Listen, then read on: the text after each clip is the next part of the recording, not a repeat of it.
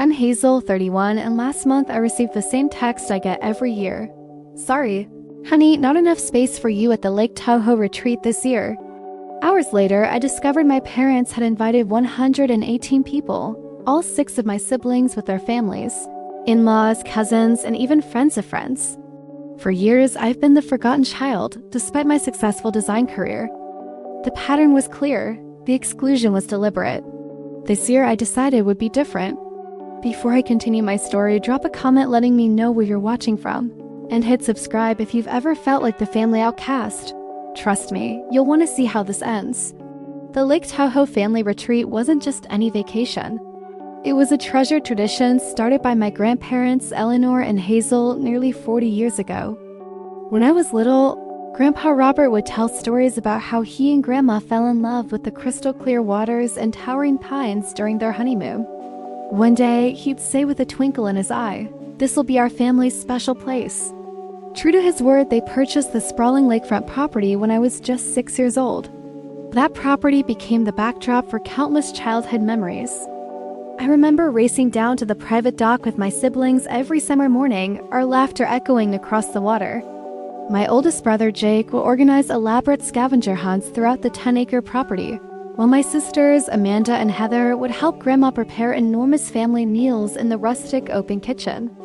The twins, Blake and Brian, were always getting into trouble, climbing the tallest pines, and my youngest sister, Lily, was Grandpa's shadow, following him around as he tended to the gardens.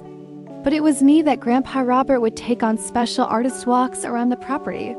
He'd notice my love for drawing before anyone else did. "You see the world differently, Hazel," he'd say as I sketched the mountains reflected in the lake. "You have a gift." He'd set up a small easel for me on the wraparound porch, and sometimes he'd sit silently beside me for hours as I painted, offering gentle encouragement. "Your art will take you places," Grandpa would say. "Don't let anyone tell you it's not a worthy path." When I announced my decision to attend art school instead of the business program my parents had selected, Grandpa and Grandma were my only supporters. My father, Richard Collins, CEO of a regional banking chain, made no effort to hide his disappointment. "Artists don't pay mortgage," he declared at dinner. My mother, Patricia, always his echo, nodded in agreement. The summer after my sophomore year of college, both grandparents passed away within months of each other. Their absence left a gaping hole in our family, but they made certain their beloved Lake Tahoe property would continue bringing us together. They left it jointly to my parents with a letter expressing their wish that the annual family gatherings continue. And continue they did, though the atmosphere changed. My parents took over organizing the retreats, turning what had been casual, joy-filled gatherings into increasingly formal showcase events. Guest lists expanded beyond immediate family to include my father's business associates and my mother's social circle. What was once a place of authentic connection became a networking opportunity. Despite my parents' disapproval of my career choice, I worked tirelessly through art school, taking on freelance graphic design projects while my classmates partied. By graduation, I already had an impressive portfolio and client list. Today, I run my own successful design studio with clients ranging from tech startups to established luxury brands. But my professional achievements never seemed to register with my parents. The first year I was excluded from the retreat was 3 years ago. The text came 2 weeks before the event. "Honey, we're keeping it small this year, just immediate family. Not enough space, maybe next summer." I was hurt but made excuses for them in my mind. Maybe they really were scaling back. Maybe they needed family bonding with just my siblings. I told myself it didn't matter, though I cried myself to sleep that night. The truth emerged through social media. Photos of not just my siblings, but extended family, friends, and business associates, nearly 60 people in total. When I casually mentioned seeing the photos to my sister Amanda, she became defensive. "Mom and Dad just thought you'd be busy with work." "You're always so busy." Each of my siblings has their own relationship with our parents. Jake, the oldest at 38, followed Dad into banking and lives just 3 blocks from our parents with his wife and 3 children. He's the golden child who can do no wrong. Amanda, 36, married a plastic surgeon and is the perfect corporate wife, just like our mother. The twins, Blake and Brian, 34, both became lawyers at Dad's urging and work for the same prestigious firm. Heather, 30, is a pediatrician, married to another doctor, a respectable profession in my parents' eyes. And Lily, the baby at 28, is a teacher who married her college sweetheart, a financial advisor. Then there's me, single at 32, no children, running a creative business instead of having a real job, as my father calls it. The black sheep, the disappointment. For 2 consecutive years, the pattern repeated. Each time, the not enough space text arrived, and each time, social media revealed the lie. I maintained a facade of indifference, focusing on my growing business and trying to convince myself that it didn't hurt. But this year was different. I wasn't prepared for what I discovered while idly scrolling through Instagram one evening in early June. My brother Blake had posted a photo of a printed guest itinerary for the upcoming retreat. Getting excited for the biggest family gathering yet. Read the caption. I zoomed in on the paper, and there it was, a detailed schedule for activities, divided into groups, and at the top, 118 confirmed guests. 118 people, and somehow still not enough space for one more. My hand trembled as I stared at Blake's post. 118 guests. I counted the names I could make out on the blurry image, all 6 of my siblings, their spouses, their children. I spotted cousins I hadn't seen in years, my mother's sister and her entire family, even my father's former college roommate and his wife. Everyone but me. I immediately texted Blake, "Retreat looks amazing, huge group this year." His response came quickly, "Yeah, gonna be epic." Mom and Dad went all out. I forced myself to sound casual. "Wow, 118 people? Must be using every inch of the property." "How do you know the exact number?" he replied. "Dad's been stressing about accommodating everyone. Had to rent 2 neighboring properties to handle the overflow." My stomach dropped. They'd rented additional properties. The not enough space excuse crumbled completely. I set my phone down and walked to my apartment window, staring out at the San Francisco skyline as tears streamed down my face. It wasn't about space. It never had been. The physical reaction was immediate. My chest tightened, my breathing became shallow. I slid down against the wall until I was sitting on the floor, hugging my knees. For nearly an hour, I couldn't move, replaying years of subtle exclusions and dismissals. The time my art won a national competition, and my parents skipped the ceremony for one of the twins' baseball games. The Christmas when everyone received thoughtful gifts while I got a generic gift card. The family photos where I was positioned at the edge, easily cropped out. When I could finally move again, I called my best friend, Grace. We'd met in art school and had been each other's support system ever since. She answered on the second ring. "They did it again," I said, my voice breaking. "The retreat." "Oh, Hazel," her voice was soft with understanding. 118 people, Grace. They rented extra properties to fit everyone. That's beyond hurtful. No, it's deliberately cruel. Am I overreacting? Maybe there's a reason. Stop, Grace interrupted firmly. This isn't about space, and you know it. This is about control and punishment. They're punishing you for living a life they didn't choose. Deep down, I knew she was right. My parents had never forgiven me for choosing art over business, for building a life that didn't align with their vision. But acknowledging the truth didn't lessen the pain. That night, memories of previous family gatherings flooded back. The Thanksgiving when my father introduced all my siblings. Professional accomplishments, but described me simply as still doing her art thing. The Mother's Day brunch where my mother gushed about wanting more grandchildren, then looked at me and said, "Of course, you need to find a husband first." Always the subtle digs, the little reminders that I wasn't quite meeting expectations. Sleep eluded me. I tossed and turned, replaying conversations and imagining confrontations that would never happen. Around 3 a.m., I called Amanda, knowing she'd be up feeding her newborn. "Do you know I wasn't invited to Tahoe?" I asked without preamble, a pause. "Mom mentioned you were busy with work." "Did you question that? Did anyone ask me if I was busy?" "Hazel, you know how it is." Mom and Dad handled the invitations. They invited over 100 people, Amanda. They rented extra properties. Another longer pause. "Look, they don't really understand your lifestyle. Maybe if you made more effort to connect with them." "My lifestyle? You mean my successful business? My award-winning work? The fact that I support myself doing something I love? That's not what I meant," she backpedaled. "It's just, you're different. You always have been. Different doesn't mean I deserve to be excluded from my own family." "Maybe call Mom tomorrow," Amanda suggested weakly. "I'm sure it's just a misunderstanding." I hung up without responding. It wasn't a misunderstanding. It was a pattern, and I had been allowing it to continue.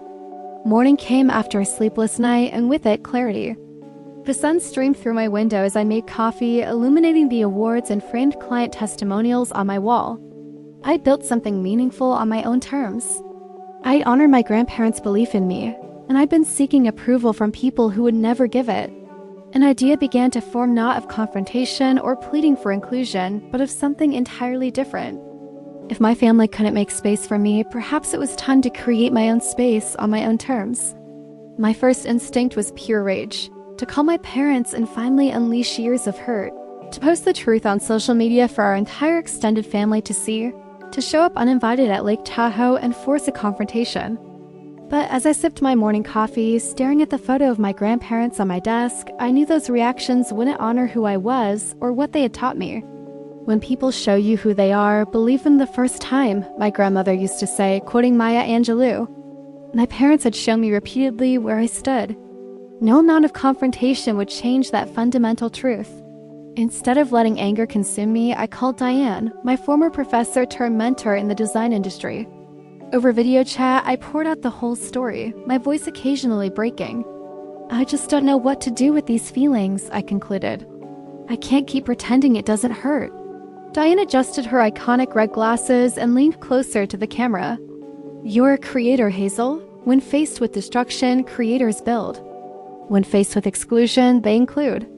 When faced with pettiness, they respond with magnitude. What exactly are you suggesting? If I were you, she said with a small smile. If I were you, she said with a small smile. If I were you, she said with a small smile.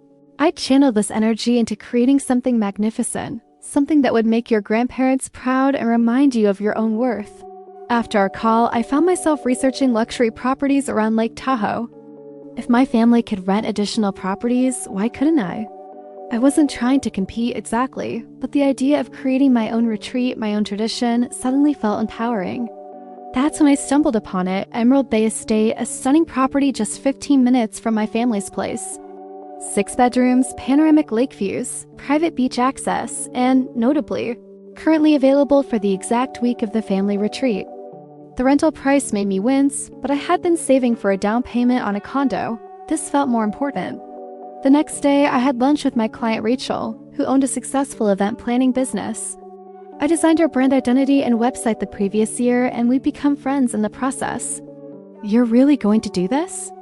She asked after I outlined my idea. Create an entire alternative retreat? Not just any retreat, I explained, my excitement building. A creative minds retreat. I could invite friends, clients, fellow designers, people who appreciate creative work.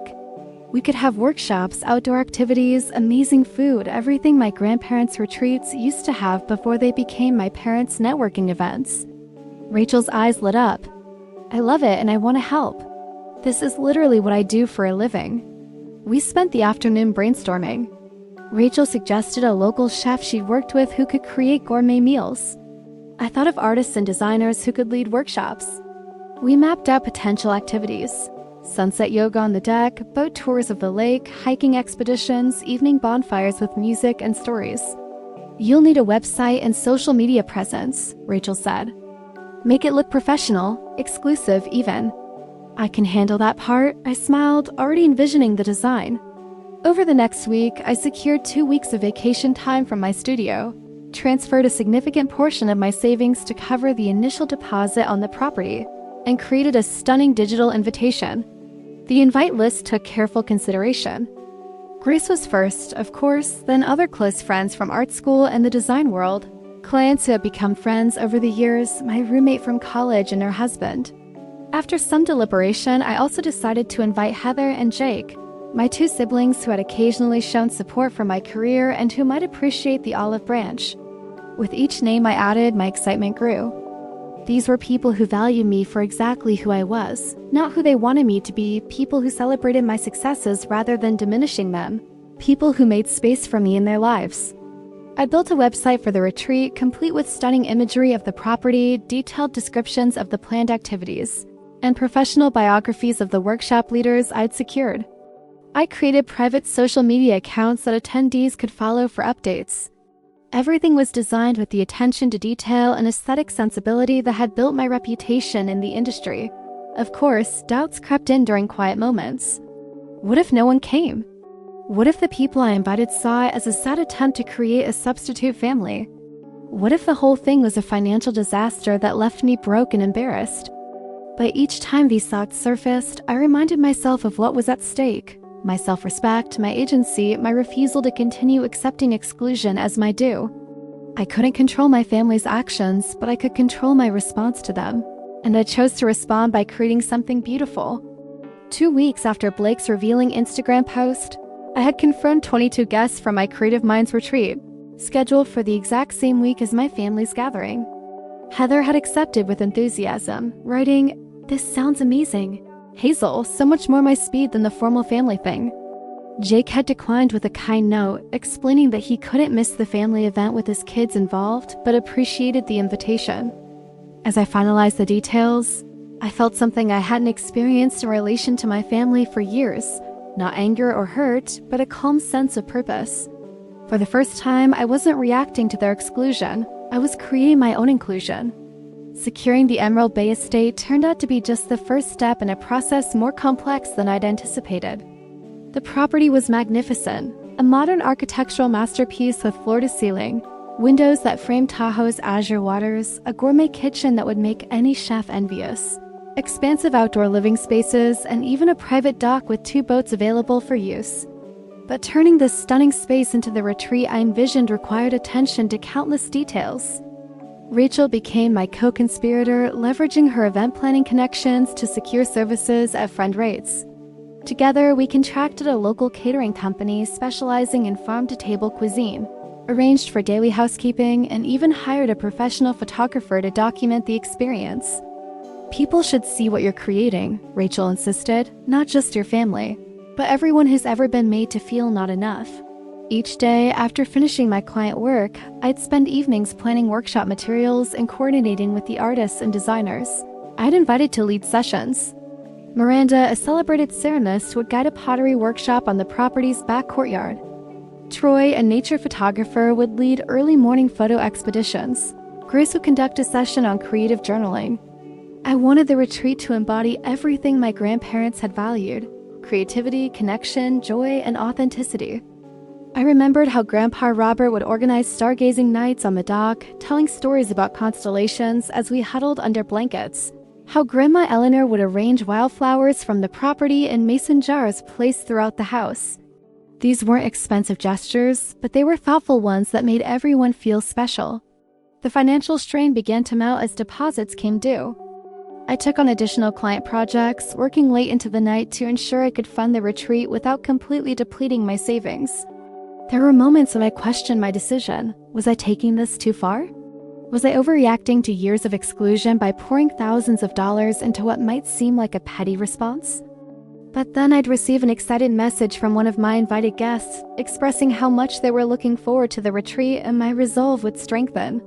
This wasn't about spite. It was about creating joy where there had been hurt. 1 week before the retreat, disaster struck. The catering company called to inform me that they had double booked and could no longer service our event. I sat on my apartment floor, surrounded by welcome basket supplies I'd been assembling, fighting back tears of frustration. "I can't believe this is happening," I told Grace over the phone. "What am I going to do?" 22 people expecting gourmet meals for 5 days and suddenly no chef. "Breathe," Grace said calmly. "This is fixable. Let me make some calls." Within hours, Grace had connected me with Sophia, a personal chef who had trained at the Culinary Institute of America. She was between jobs and available for the entire week. After reviewing the menus I planned, Sophia suggested refinements that would actually improve the dining experience. What had seemed like a disaster had turned into an unexpected upgrade. The day before guests were set to arrive, I drove up to Lake Tahoe with my car packed to the brim with supplies. As I pulled into the circular driveway of Emerald Bay Estate, the afternoon sun illuminated the property in golden light. For a moment, I sat in my car, overwhelmed by what I'd accomplished and what lay ahead. The property manager gave me a tour, explaining the features of the house and handing over the keys. When he left, I stood alone in the great room, gazing out at the lake through the enormous windows. This space was mine at least for the next week, and I had the power to fill it with whatever energy I chose. I spent the afternoon preparing welcome baskets for each guest. Into large market baskets, I placed locally made soaps, small bottles of California wine, artisan chocolates, custom journals with the retreat logo I designed, and handwritten notes thanking each person for being part of my life. For Heather's basket, I added a photo I'd found of the two of us as children painting together on Grandpa's porch. As I arranged the baskets in each bedroom, my phone buzzed with a text from my mother. "Hope you're enjoying your summer, honey. Anything special planned for next week?" The text confirmed what I already knew. They hadn't even noticed that I was aware of being excluded. They expected me to remain ignorant, to accept the lies without question. Instead of responding, I took a photo of the sunset view from the deck and posted it to my Instagram with the caption, "Let the creative minds retreat begin." Hashtag emerging from the shadows. I knew my siblings followed my account. I knew word would spread. And for once, I didn't care. I was done hiding my hurt and pretending their actions didn't affect me. I was stepping into the light. The first guests arrived just before noon the next day. Grace pulled up in her vintage Volvo, followed closely by Troy and his partner, David. Their reactions as they entered the property validated every dollar spent and hour invested. "Hazel, this is unbelievable," Grace gasped, taking in the soaring ceilings and lake views. "You've outdone yourself." Throughout the afternoon, the remaining guests trickled in. Some I hadn't seen in years, and our reunions were filled with genuine warmth. Everyone marveled at the property, the welcome baskets, the detailed itinerary I created for the week ahead. The energy in the house built with each arrival, creating exactly the atmosphere I'd hoped for: creative, expectant, joyful. Sophia, the chef, arrived with assistants and began preparing our welcome dinner as I showed guests to their rooms and helped them settle in. By sunset, all 22 participants had arrived, including my sister Heather, who pulled me into a tight hug. "This is incredible," she whispered. "I had no idea you were planning something so amazing." "Did anyone else in the family notice my Instagram post?" I asked quietly. Heather's expression turned slightly uncomfortable. Mom asked if I knew anything about it. "I just said I'd be seeing you this week." I nodded, appreciating her discretion.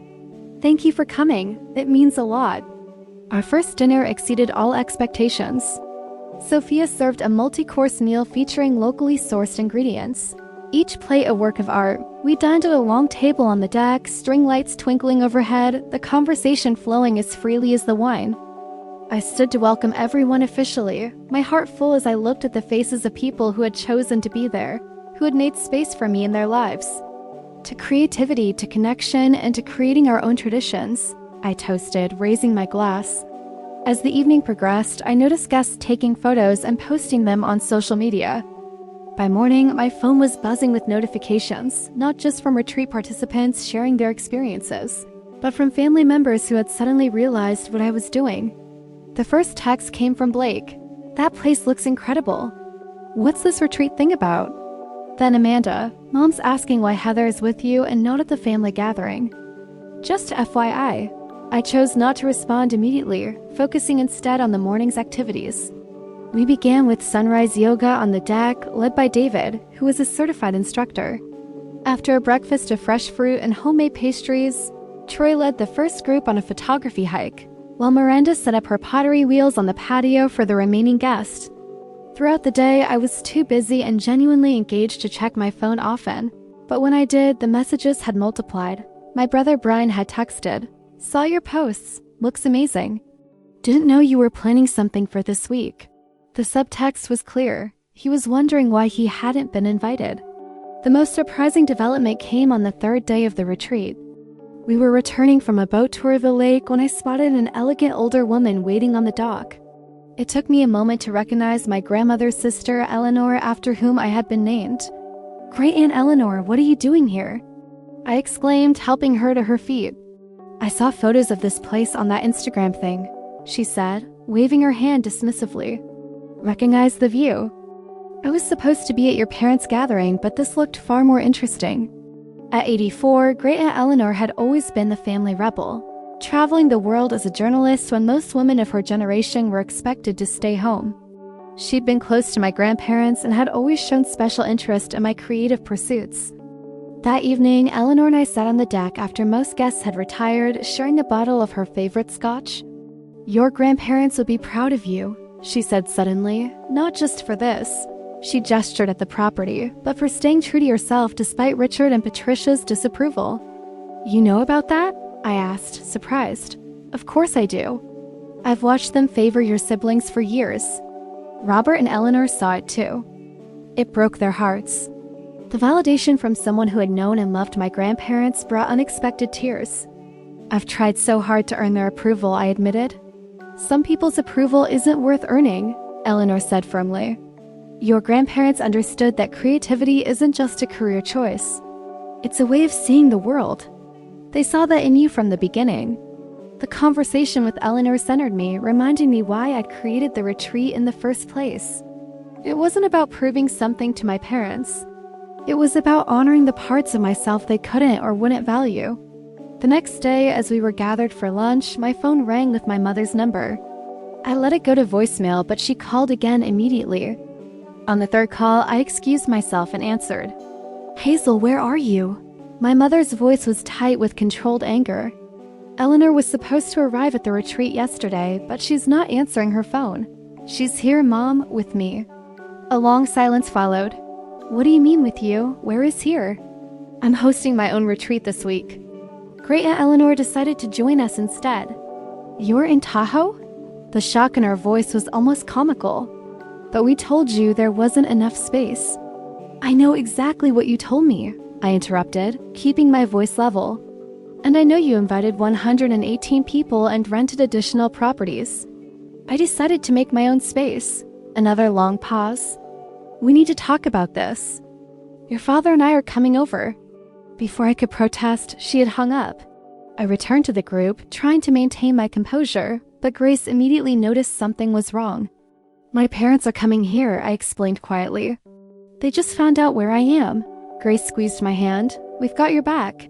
All of us. An hour later, my parents' Mercedes pulled into the driveway.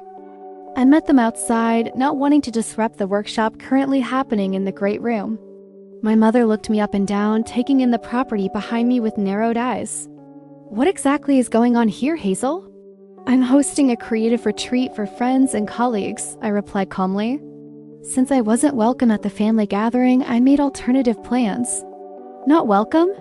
My father's face reddened. We simply said there wasn't enough space for one person. I finished for him, while you invited 118 others and rented extra properties. Let's not pretend this was about space, Dad. My mother's expression flickered between anger and embarrassment. We thought you'd be busy with work. You're always so focused on your projects. My projects are my career, Mom. A successful career that you and Dad have never acknowledged. The words I'd held back for years finally emerged, not in an emotional outburst, but as stated facts. You've excluded me from family events for 3 years running. You've diminished my accomplishments while celebrating my siblings. You've made it clear where I stand in the family hierarchy. My father started to speak, then stopped, looking past me at the house. Through the windows, the retreat participants were visible, engaged in Miranda's clay workshop, laughing and creating together. Who are all these people? He asked. People who value me, I said simply. Friends, colleagues, clients. People who make space for me in their lives. And Heather's here too, I added, watching their expressions shift. She chose to come to my retreat instead of yours. My mother's face crumpled slightly at this news. Hazel, if you felt excluded, you should have said something. Would it have made a difference? I asked quietly. For the first time in my adult life, I saw my father at a loss for words. He looked around at the magnificent property, taking in what I had organized, what I had created from their rejection. Perhaps we should talk about this privately, he finally said. No, I replied firmly. I'm hosting an event. My guests deserve my attention. If you'd like to join us for dinner tonight, you're welcome to it as guests, not as parents coming to reprimand their child. They exchanged glances, clearly unused to this version of me, confident, established, setting boundaries. Dinner is at 7, I added, then turned to go back inside. Hazel, my father called after me. I paused but didn't turn around. This is impressive what you've done here. It wasn't an apology, but coming from Richard Collins, it was significant. I nodded once and continued into the house where my chosen family waited. My parents did come to dinner that night. They were stiff and uncomfortable at first, but Great Aunt Eleanor's presence helped ease the tension. They met my friends, heard about my professional accomplishments from others' perspectives, and witnessed firsthand the respect I commanded in my world. By the end of the evening, something had shifted not dramatically, but perceptibly. As they were leaving, my mother said, "Next year we'll make sure there's space for you at the family retreat." I smiled politely but made no promises. I had created something too valuable to abandon. Over the next 2 days, texts trickled in from my siblings. Reactions were mixed. Brian seemed offended he wasn't invited, while Lily was simply confused. Amanda was defensive of our parents, while Jake sent a thoughtful message acknowledging that the family hadn't always been fair to me. The most surprising response came from Blake, who showed up unannounced on our last full day. "I told Mom and Dad I needed a break from the chaos," he explained, "but really I wanted to see what you've created here. It looks amazing online." I gave him a tour, introduced him to my friends, and invited him to join our closing dinner. Watching him engage with my creative friends, I saw glimpses of the curious boy he'd been before our parents' expectations had narrowed his path. As the retreat neared its end, the success was undeniable. Participants were already asking about next year. Professional connections had formed that would lead to collaborations. And I had proven to myself, most of all, that I could create meaningful traditions on my own terms. The final morning of the retreat arrived with a bittersweet quality. As guests enjoyed a leisurely breakfast on the deck, I noticed a familiar SUV pulling into the driveway. My parents had returned, this time with my sister Amanda in tow. I excused myself and met them outside, determined to maintain the boundaries I'd established. "We thought we'd help you pack up," my mother offered, her attempt at a casual tone falling flat. "That's not necessary," I replied. "We have everything handled." Amanda stepped forward. "Hazel, can we talk privately?" I hesitated, then nodded, leading them to a secluded corner of the property's garden. The morning sun filtered through the pines, creating dappled shadows on the ground between us. "This has gotten out of hand," Amanda began. "You've made Mom and Dad feel terrible." "That wasn't my intention," I said honestly. "I simply decided to stop accepting exclusion as my due." "There was a misunderstanding about space," my mother started. "Mom," I interrupted gently but firmly, "we both know it wasn't about space. It's never been about space." My father, unusually quiet, finally spoke. "You're right." The simple admission hung in the air between us. My mother looked at him in surprise. "You're right," he repeated, meeting my eyes directly. "We've favored your siblings. We've dismissed your career. We've excluded you because we've been disappointed that you didn't follow the path we wanted for you." His honesty, however painful, was refreshing. "Thank you for acknowledging that," I said. "But this," I gestured toward the house, "this event I've created with these successful people who clearly respect me, it's made me realize I've been seeking approval from the wrong people." My mother dabbed at her eyes with a tissue. "We didn't understand your world, Hazel. It seems so unstable compared to what your siblings chose." "You never tried to understand," I pointed out. "You never came to my gallery showings or asked about my clients or celebrated my achievements." "You're right about that too," my father admitted. "And he stumbled over the words, "I'm sorry." Coming from Richard Collins, those words were as rare as snow in July. I felt something tight in my chest begin to loosen. "I can't promise things will change overnight," he continued, "but I'd like to try to understand your world better." Amanda looked between us, clearly uncomfortable with our father's uncharacteristic vulnerability. "So, will you come to the family retreat next year?" she asked, attempting to move past the emotional moment. I considered her question carefully. "I'm not sure. I might host my own retreat again. It's been healing. Perhaps we could coordinate the dates," I suggested. My mother nodded, "so they don't conflict. You could attend both, or at least part of each." It was a small olive branch, but a genuine one. "I'd consider that," I replied. At that moment, Grace appeared at the garden entrance. "Sorry to interrupt, but we're ready for the closing circle whenever you are." "I'll be right there," I told her, then turned back to my family. "You're welcome to join us for our closing ceremony if you'd like as participants, not observers." To my surprise, my father nodded. "We'd like that." As we walked back to the house, Amanda whispered, "Blake hasn't stopped talking about yesterday. He said it was the most relaxed he's felt in years." The closing circle was a tradition I borrowed from my art school days, a chance for participants to share reflections on their experience. We gathered in the great room, sitting on cushions in a circle, each person taking turns to speak. When it came to my parents' turn, my father cleared his throat awkwardly. I'm not much for public speaking unless it's about quarterly projections. He began, eliciting gentle laughter. But I want to thank Hazel for allowing us to be part of this. It's opened my eyes to a world I didn't understand before. After the ceremony, as guests began to pack and exchange contact information, my parents pulled me aside. "We'd like you to come to dinner next week," my mother said. "Just us, to talk more." I agreed but added, "I need you to understand something. I'm not going to change who I am or what I do to earn your approval. That's not on the table." "We know," my father said, surprising me again. "Maybe it's we who need to change." After they left, I rejoined my guests for our final lunch. Great Aunt Eleanor sat beside me, her eyes twinkling with mischief and wisdom. "You know," she said, taking a sip of her iced tea, "sometimes the family you create is more important than the family you're born into." I looked around at the table, filled with people who had chosen to spend a week supporting and celebrating each other. "I think you're right," I said. "But," she added, patting my hand, "it's nice when both can coexist. Give them a chance, Hazel, not for their sake, but for yours." As guests departed throughout the afternoon, the house grew quieter. Heather was among the last to leave, pulling me into a tight hug. "This was transformative," she said. "I've been so caught up in meeting Mom and Dad's expectations that I forgot what it feels like to just create, to play, to connect authentically." "You're welcome at my table anytime," I told her. Blake had extended his impromptu visit and helped load the last of the supplies into my car. As we closed up the house, he said, "I'm sorry, Hazel, for what?" "For not seeing what was happening to you, for going along with it." I looked at my brother, really looked at him, and saw not the corporate lawyer our parents had molded, but the boy who used to build elaborate sandcastles with me at the lake. "Maybe we can all do better moving forward," I suggested. By sunset, I was alone on the deck of Emerald Bay Estate, watching the golden light fade from the water. The retreat had been a success beyond my expectations, not just professionally or socially, but personally.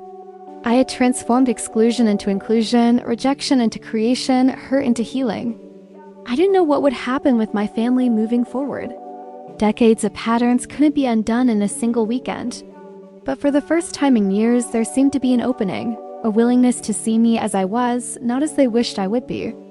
As I locked the door of the property for the final time, I felt a profound sense of gratitude for my grandparents who had recognized my creative spirit, for friends who had supported my vision, and even for the exclusion that had forced me to create something uniquely mine. Whatever happened next, I knew this truth. I would never again make myself smaller to fit into spaces too narrow to hold all of who I was. The drive back to San Francisco gave me time to process everything that had happened. The mountain roads wound down from Tahoe's elevation, each curve bringing me closer to my everyday life, but with a new perspective. The retreat hadn't just been a one-week event, it had been a turning point. When I arrived home, my apartment felt different, not physically, but energetically. The space that had witnessed my tears of exclusion now held the confidence of someone who had transformed rejection into creation. I unpacked slowly, each retreat item the leftover welcome basket supplies. The printed itineraries, the group photos, a tangible reminder of what I'd accomplished. The responses from guests began flooding in the next day. Email after email expressed gratitude, described creative breakthroughs, and asked about next year's retreat. Troy wrote that he'd secured a major photography exhibition after showing his Tahoe shots to a gallery owner. Miranda mentioned that 2 retreat participants had commissioned large ceramic pieces for their homes. Grace called to say she'd already started a group chat for Creative Minds Retreat alumni. What had begun as a response to exclusion had become something with a life of its own, a community, a tradition, a testament to the power of creating your own table when you're not offered a seat at someone else's.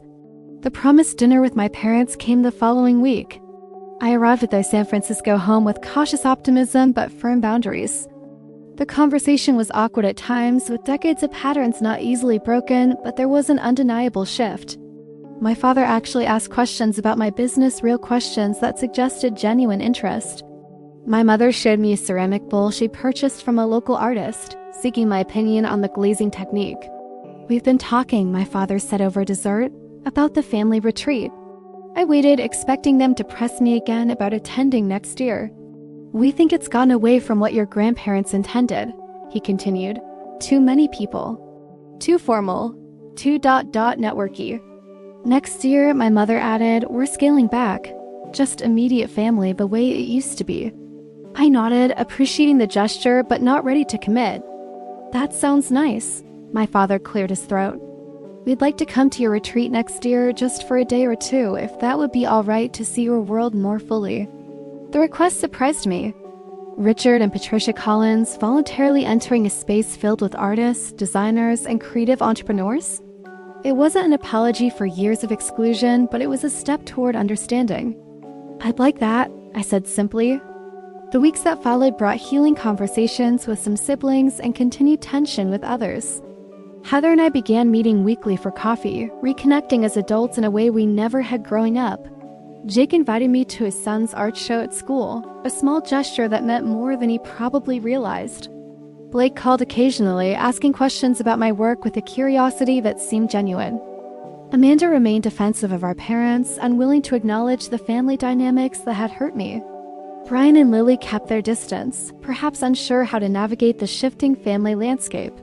I accepted these varied responses, understanding that each sibling had their own relationship with our parents and with me.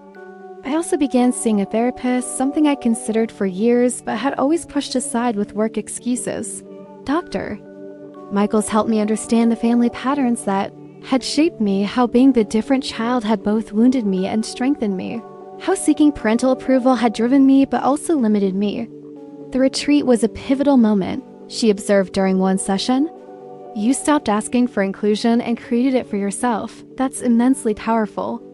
The professional impact of the retreat surprised me most of all. Participants had shared their experiences on social media and in industry circles, leading to new client inquiries and collaboration opportunities. My studio received feature coverage in a major design publication, with the retreat mentioned as an example of creative community building. I was invited to speak at design conferences about fostering creative communities, a new direction I hadn't anticipated. 3 months after the retreat, Great Aunt Eleanor called with unexpected news. I've been thinking about Robert and Eleanor's wishes for the family property, she said. It was never meant to be a status symbol or networking venue. It was meant to nurture creativity and connection. I know, I agreed, remembering the days when my grandparents were alive. I've spoken to the family trust lawyer, she continued. As the last surviving sibling, I have some say in how the property is used. I've requested that 1 week each summer be designated for a creative retreat under your direction. I was speechless, tears springing to my eyes. Your grandparents saw your gifts from the beginning, Eleanor said gently. This is what they would have wanted. The trust lawyer confirmed the arrangement the following week. My parents, surprisingly, didn't fight it. Your retreat was impressive, my father acknowledged when I called to discuss it. Maybe it's time the property hosted something meaningful again. As I began planning the next year's Creative Minds retreat, this time at my grandparents' beloved property, I reflected on the journey of the past year. What had begun with the pain of exclusion had led to the creation of something more valuable than mere inclusion in someone else's event. I had learned that sometimes rejection is redirection, that creating your own path can be more fulfilling than following someone else's. That chosen family can be as meaningful as biological connections, sometimes more so. Most importantly, I had learned that my worth wasn't determined by my parents' approval or my siblings' acceptance. It was inherent, expressed through my creative work, my authentic relationships, and my courage to stand firmly in my truth. The family dynamics weren't perfectly healed, such deep patterns rarely are, but there was movement, awareness, the possibility of change. I had set boundaries without burning bridges, created space without closing doors. Looking out my apartment window at the San Francisco skyline, I thought about all the people who might be feeling excluded, diminished, or forgotten by those who should value them most. I thought about how the retreat had created a template that others might follow, a way of responding to rejection, with creation rather than despair. Next year's retreat would be even more intentional, more inclusive, more creative. I opened my laptop and began drafting ideas, feeling my grandparents' spirits guiding my hands. Sometimes the most powerful response to being told there isn't enough space for you is to create a space, so magnificent that others long to be included in it, a space built not from resentment but from self-worth, not from competition but from abundance. I had done exactly that, and in doing so, I had not only changed my family's perception of me, I had transformed my perception of myself. Have you ever been excluded from family events or made to feel like the black sheep? How did you respond? I'd love to hear your stories in the comments below. And if this story resonated with you, please hit that like button and subscribe to hear more journeys of healing and empowerment. Remember, sometimes the family we choose is the one that truly sees us. Share this with someone who might need to hear this message today. Thank you for watching, and remember, your worth isn't determined by those who can't see it, but by your courage to honor it anyway.